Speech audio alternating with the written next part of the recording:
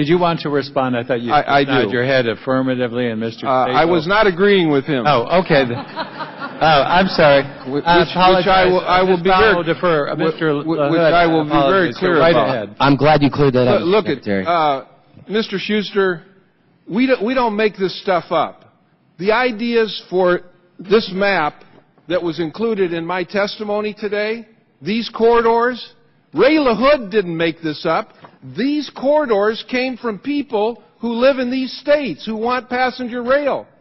So if you don't like the idea where a rail line is going in California, then you need to talk to the people in California who have been working on high-speed rail for 15 years, including some members of Congress who have personally come to me and told me where they think there would be a good investment of money, just like the people in the Northwest, just like the people on the Northeast Corridor, just like the people in the Midwest.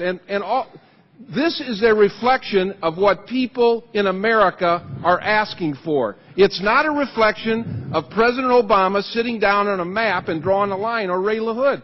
This came from the people, and the people want this. Irregardless of whether you think they do or not, the people in California want this. People that have been working on it for 15 years. People in Mr. DeFazio's area in the Northwest want this corridor. We didn't make it up. And we're making investments where we think they're good investments, where over time, over a period of time, it took 50 years to build the interstate. We're not going to build high-speed rail overnight. It's going to take some time. We're doing what the people want. And also, elected representatives of the people, by the way. With all due respect, Mr. Secretary, my daughter wants a brand new Jeep Grand Cherokee luxury SUV. She can't afford it, nor can I afford it. Well, and that's part of the problem in this situation. I'm glad you didn't think that when you came to me about the Keystone Line, because you thought it was a good idea, and we thought it was a good idea, and we found the money to make the investments. And that's what we're doing for other representatives in Congress. You're absolutely right, where it makes sense. I'm not coming to you asking you to invest in high-speed rail from Harrisburg to Pittsburgh. And that goes right through my district. And I haven't done that. Where it makes sense, I support it.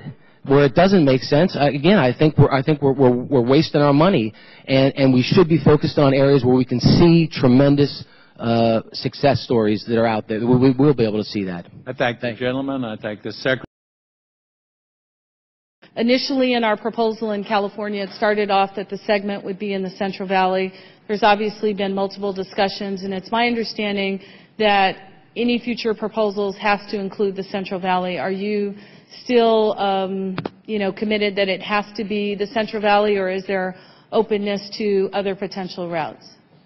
It's the Central Valley, and again, this is not stuff we make up. We go to the stakeholders that have been involved in these projects for 15 years, and we take our cues from them. But we also have made investments in. We made a $450 million investment in Trans Bay. That's not in the Central Valley, by the way. It's at the other end. It's at the start. So the idea that this is kind of a dead-end thing in California is not accurate. We made a $500 million investment in Trans Bay, which is in San Francisco, in downtown San Francisco, which is one of the demarcation points for the high-speed rail.